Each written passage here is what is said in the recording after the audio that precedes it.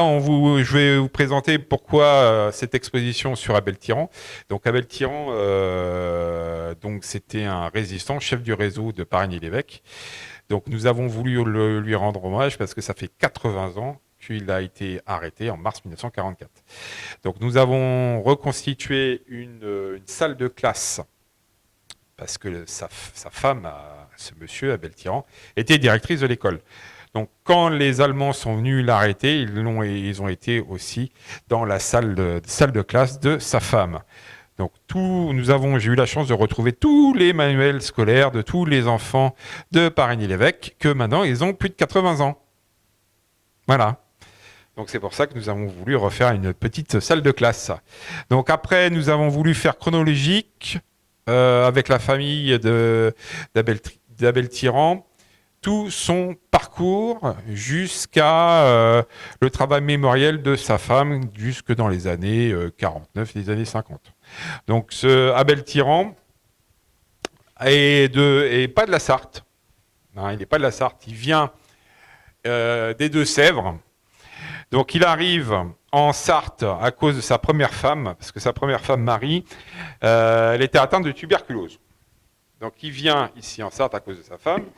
Parce qu'à Parigny-l'Évêque, nous avons le centre médical. Donc le centre médical de Galway-l'Évêque, donc elle a été soignée, sauf qu'elle décède 1 an plus tard. Donc Abel reste et il devient percepteur de la commune à Parigny-l'Évêque. Donc ça, c'est pour ça, des Deux-Sèvres, pourquoi il arrive des Deux-Sèvres jusqu'à Parigny.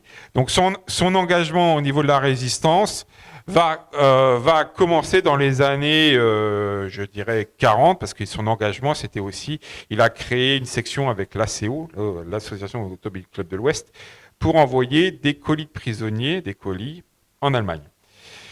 Après son engagement, il est contacté par Victor Daume. Victor Daume est un professeur à Montesquieu.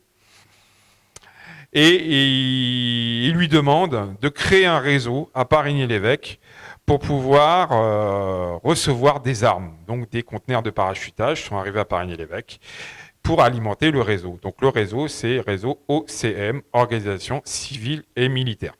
Donc il y a tout un engagement.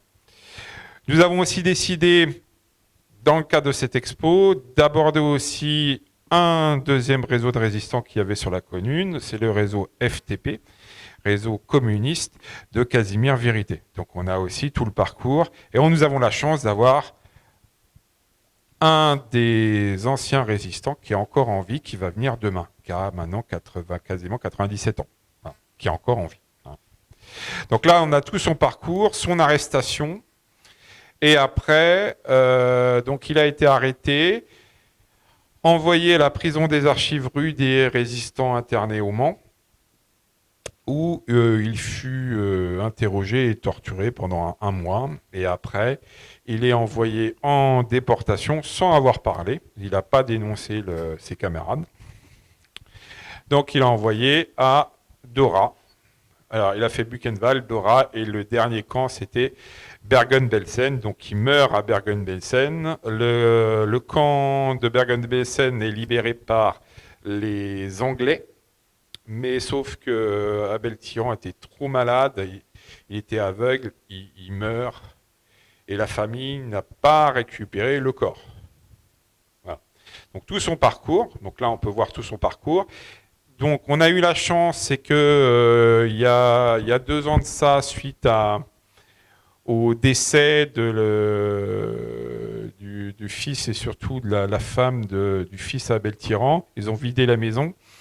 Et ils ont découvert des documents qu'on a pu faire grâce à cette exposition, dont des courriers de Buchenwald que Abel Tyran envoyait à sa femme. Donc ça, c'est des choses qui sont plutôt assez rares à retrouver. Donc vous avez aussi différents objets. Une machine, dont ça s'appelle une rhénotype, c'est pour faire des faux papiers. Donc c'est l'ancêtre de l'imprimante. Hein. Vous avez différents, par exemple là vous pouvez voir, donc j'ai mis quelques objets, hein. La une du Maine Libre, parce que le Maine Libre a été créé le 9 août 1944, et 1 an après, ils ont fait une série, donc le 9 août 1945, la Libération, vous avez la une d'origine. Vous avez aussi tout ce qui était postes radio clandestins. Les postes radio, les émetteurs dans les valises. Donc ça, c'est ce que les résistants pouvaient écouter les messages.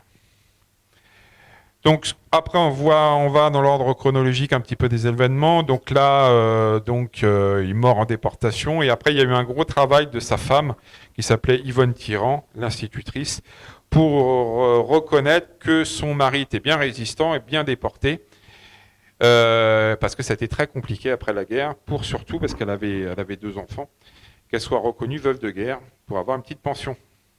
Donc ça a été très très très compliqué. Donc il a fallu énormément, donc tout le travail d'attestation, demander à ses anciens compagnons, toutes les personnes qu'il avait connues dans les camps de concentration, tout ça, pour monter des dossiers.